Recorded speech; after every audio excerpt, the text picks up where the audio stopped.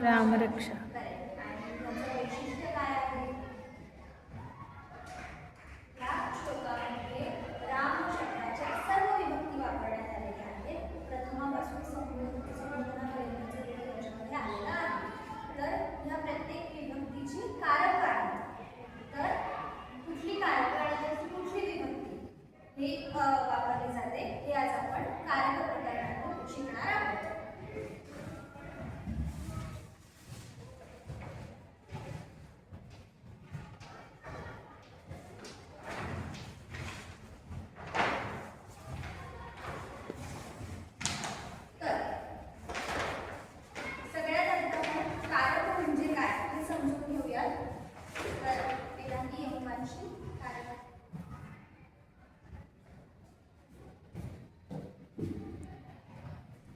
क्रियाजनकत्वं कारकत्वं.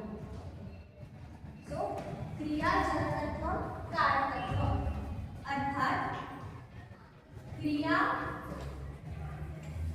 सिद्धी ज्यांच्यामुळे होते किंवा क्रियेचं जनन ज्यांच्यामुळे होतं त्यांना आपण कारक म्हणू शकतो.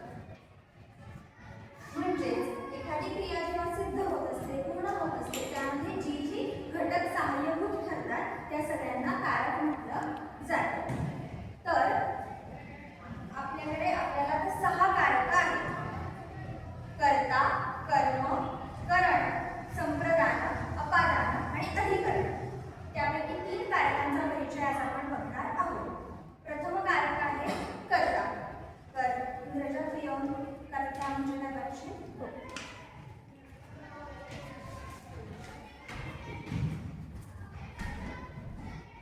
स्वतंत्र कर्ता.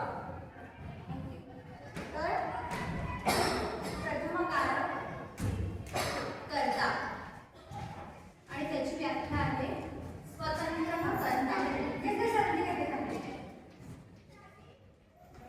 अर्थात क्रियेमध्ये जो स्वतंत्रपणे कार्य करतो त्याला कर्ता म्हटलं जातं.